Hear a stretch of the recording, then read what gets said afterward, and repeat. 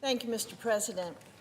Today, the United States Senate voted on and passed my resolution to overturn the EPA's waiver for California's Advanced Clean Trucks Act. First of all, I'd like to thank my friend and colleague, Chairman Capito, for her strong leadership and work on this very important issue. This heavy-handed regulation imposes unrealistic emissions requirements for heavy-duty trucks and heavy-duty diesel engines. This government mandate handed down to vehicle manufacturers demand that they sell zero-emission trucks at an increased rate from 2024 to 2035. We aren't under any illusions as to what this means. We know that the goal is to effectively end the sale of internal combustion engines. Now, I'm not here today to disparage electric vehicles, and I'm certainly not here to discourage the manufacturing and the purchasing of EVs either. What I am concerned about is the federal government dictating which cars and which trucks are acceptable and which are not. If Americans want to drive an electric or a hybrid car, that's fine. However, the government should not pick winners and losers in the vehicle marketplace. Mr. President, I believe in the power of America's free markets, and I believe we should allow the markets to determine the viability of clean trucks.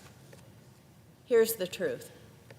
This California waiver and subsequent regulation is simply not based in reality, and it would have had a real-world consequence on us.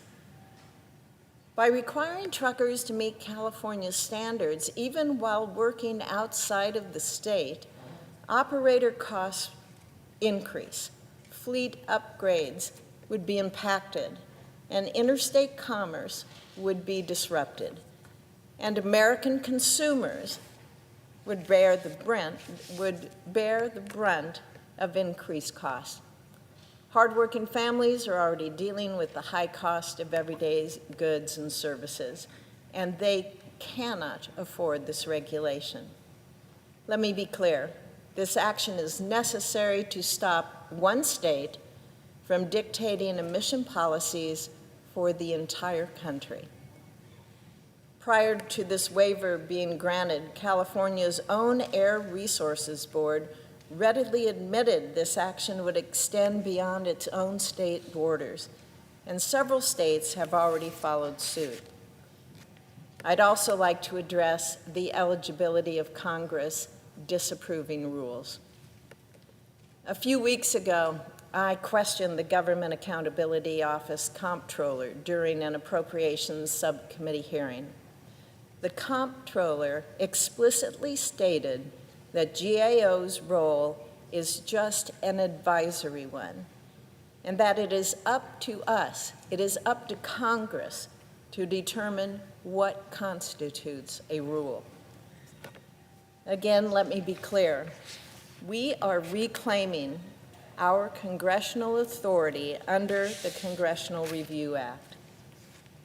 I am proud that this body passed my resolution, which is a common sense step to keep government overreach at bay, protect consumers, and support America's free markets. With the passage of the House version of this resolution, and now with the passage of the Senate's version today, it will head to the President's desk to be signed into law. Thank you, Mr. President. I yield the floor.